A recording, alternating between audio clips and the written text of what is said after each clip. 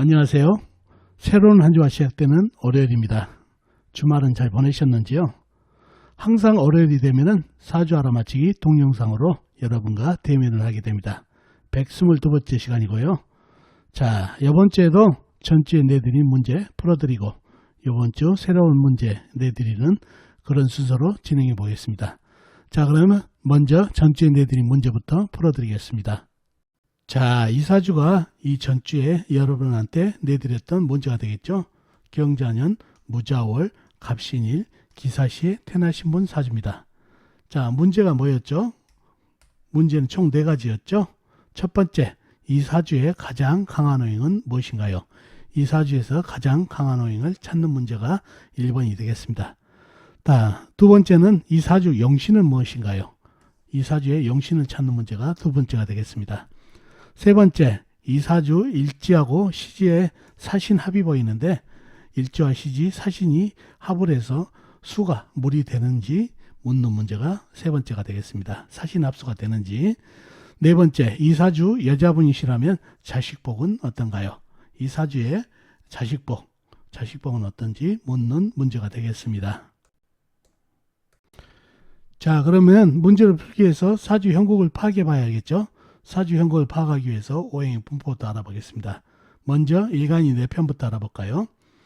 일간의 4편의 오행 세력이 강하면 사주가 강해지고, 반대로 상대편 일간의 힘을 빼는 오행 세력이 강하면 사주가 약해진다는 얘기죠. 일간이 간목 큰 나무로 태어났네요. 나무의 4편은 비겁인 같은 나무를 생해주는 인성인 물이 4편이 되겠습니다. 먼저 비겁인 나무부터 찾아볼까요? 나무는 사주팔자에 나와 있는 건 없고 지장간에도 없습니다. 비겁이 안 보이죠? 다음에 나무를 생해주는 인성이 물을 찾아볼까요? 물은 연지자수, 월지자수, 작은 물이 있습니다. 그리고 다른 데는 없고 지장간, 일지, 신금안의 임수가 암장되어 있네요. 자, 그러면 나와 있는 4편은 자수, 작은 물 뿐이네요. 이렇게 되면 4편의 세력이 약해서 사주가 약해질 가능성이 있는 사주팔자가 되겠습니다. 상대편도 한번 찾아봐야 되겠죠. 뭔가요? 일간의 힘을 빼는 오행. 식상, 일간이 생하면서 힘받고, 재성, 일간이 극하면서 힘받고, 관성, 일간이 나를 극하니까 일간이 힘이 약해지는 이 3가지가 상대편 오행이 되겠습니다. 식상은 뭔가요? 나무가 생해주는 오행이니까 불이 되겠고, 재성은 흙, 관성은 쇠가 되겠습니다. 자, 먼저 식상인 불을 찾아볼까요? 불은 시지에 사와 큰 불이 있습니다. 그리고 다른 데는 없고 지장간에 없고요. 다음에 재성인 흙을 찾아볼까요? 흙은 월간의 무토, 큰 흙, 광활한 대지, 시간에 기토, 작은 흙이 있습니다. 그리고 다른 데는 없고 지장간, 일지, 신금안의 무토, 시지, 사완의 무토가 암장되어 있네요. 다음에 관성인 쇠를 찾아볼까요? 쇠는 연간의 경금 큰 쇠, 그 다음에 일지의 신금 큰 쇠가 있습니다. 그리고 다른 데는 없고 지장간, 시지, 사완의 경금이 암장되어 있네요. 자, 그러면 상대편의 세력이 대단하죠. 사와 큰 불, 그 다음에 무토, 기토, 큰 흙, 작은 흙, 경금, 신금, 큰 쇠까지 4편이라고는 자수뿐이다 보니까 사주가 약해졌네요. 약사주가 됐네요. 4편의 세력이 자수밖에 없으니까. 그죠? 자, 그런 사주가 됐는데 첫 번째 문제 있죠? 이 사주 형국을 파악하기 위해서 가장 중요한 겁니다. 이 사주의 가장 강한 오행이 뭘까요? 가장 강한 오행을 찾는다는 얘기죠. 이 사주가 약해졌는데 약해진 이유가 있다는 얘기죠. 상대편이 4편보다 많았었죠. 근데 그 상대편 중에서 어떤 오행이 가장 강해서 약해졌는지 찾자고요. 먼저 4편은 자수, 작은 물이죠. 물론 신금안의 임수도 있지만은 이 겨울에 태어난 나무지만은 나무가 이 작은 물을 먹고, 무토는 흙이라는 거는 물 옆에 있으면 물을 많이 흡수해 버리죠. 그래서 나무가 물을 먹어버리고, 그리고 무토가 물을 흡수해 가지고 물 기운은 약합니다. 다음에 나무 기운은 비겁 하나뿐이죠. 그리고 신금한테 당하고 있고 사화에게 던져져서 힘을 잃었다는 얘기죠. 그래서 나무도 아니고. 다음에 불은 어떤가요? 불은 제법 힘이 있죠. 목생화를 받으니까 수생목 목생화로 이어지니까 불기운이 강합니다. 흙기운은 무토와 기토가 있지만은 무토는 큰 쇠를 생해버리니까 힘을 잃었네요. 그러면은 쇠가 토생금을 받은 큰 쇠들이 또 힘이 있네요. 그러면 불기운하고 쇠기운하고 어떤 게 강할까요? 역시 큰 쇠가 두 개 포진되어 있고 그 다음에 무토에 생을 받고 있어서 쇠가 강한 그런 형국입니다. 불도 좀 강하지만은 토생금을 받은 쇠기운이 강하게 자리있고 사환에 또 경금도 있죠. 그러니 이 사주에서 가장 강한 오행은 쇠기운이 되겠습니다. 그러면 쇠는 나를 극한 오행으로 살이죠. 상당히 부담스럽다는 얘기예요. 그래서 이 부담스러운 거를 없애기 위해서 관인상생으로 금생수 수생목으로 이어지면 좋을 텐데 이 물이 너무 적은 물이죠. 그러니 이 쇠들이 물을 생하고도 남는 물로 나무를 공격해 버린다는 얘기죠. 일간을. 그러니 자수가 용신이 될 수가 없죠. 그러면 뭐가 용신이 될까요? 두 번째 문제였죠. 쇠가 가장 강한 오행이니까 물로 통관을 시켜가지고 금생수 수생목으로 했으면 가장 좋았을 텐데 해수나 임수였으면 더 좋았겠죠. 근데 자수로는 이 물을 생하고도 남는 쇠가 일간을 공격하기 때문에 용신이 될 수가 없고, 자, 시지에 있는 사화 있죠. 목생을 받은 사화가 이 쇠를 견제를 해주죠. 화극금으로. 그러니 일간이 숨을 쉰다는 얘기예요. 화극금을 견제를 해준다는 얘기죠. 신금을 갖다가 극을 해주니까. 그래서 영신은 시지에 있는 사화가 영신이 되겠습니다. 이 사주에 강한 쇠기운을 견제를 해주니까. 그래서 일간이 숨을 쉰다는 얘기죠. 자, 그런 영신이 사화가 됐다는 얘기죠. 희신은 뭔가요? 운에서 오면 좋은 거예요. 물기운으로 통관을 시켜주면 좋겠습니다. 운에서 해수나 임수, 큰 물이 오게 되면은 이 강한 사주에 강한 쇠기운을 설기를 해서 금생수 수생목으로 이어져서 사주에 힘발을 받을 수가 있다는 얘기죠.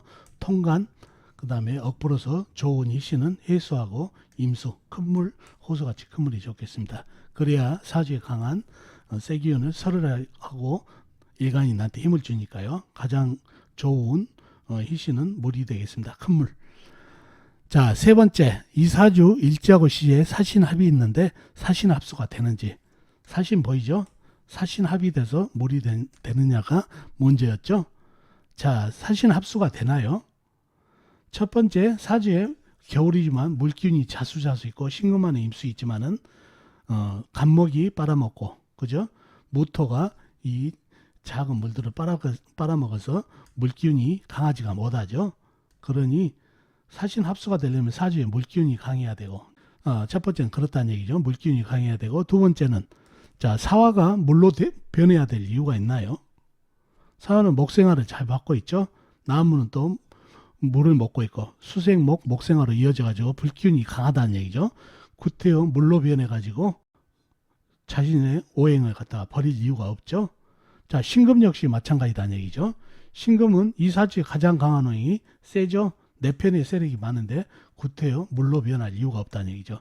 그래서 두 오행 다 사주팔자에 자기 세력이 많기 때문에 힘이 있기 때문에 물로 변하지가 않습니다. 그래서 합을 하지 않는다는 얘기죠. 결정적으로 사주에 물기운이 좀 강해야 되는데 겨울이지만은 자수자수 작은 물 가지고는 안 된다는 얘기죠. 간목이 물을 흡수하고 무토가 물을 흡수해 버리기 때문에.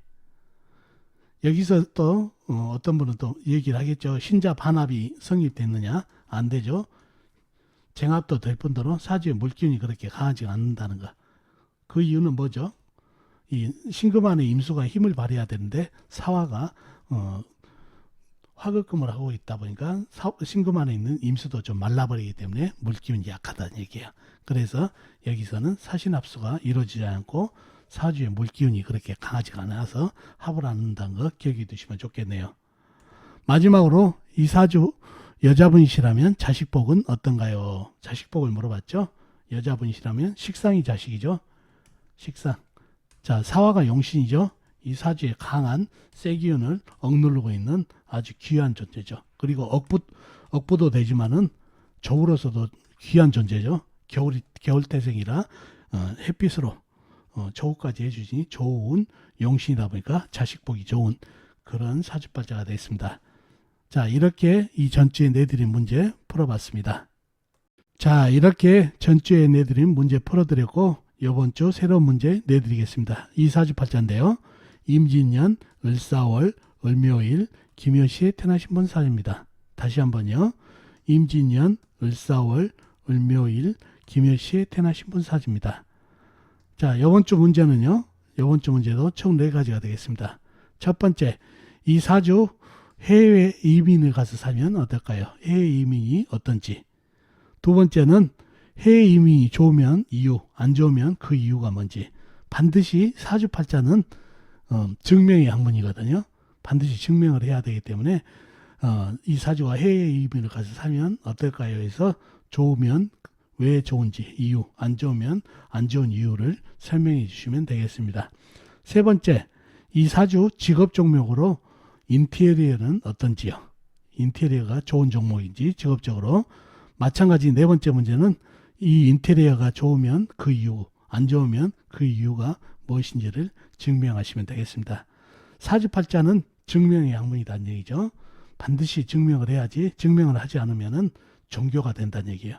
그래서 증명을 하는 습관을 가지시면 사주 공부에 도움이 되겠습니다. 자, 이렇게 전주에 내드린 문제도 풀어봤고 이번 주 새로운 문제도 내드렸습니다. 이번 주 새로운 문제도 여러분의 힘으로 아는 만큼만 푸시다 보면 사주 공부에 많은 도움이 되실 겁니다. 자, 댓글로도 답을 많이 남겨놓으시면 공부에 도움이 됩니다. 자, 그럼 다음 시간에 뵙도록 하겠습니다. 안녕히 계세요.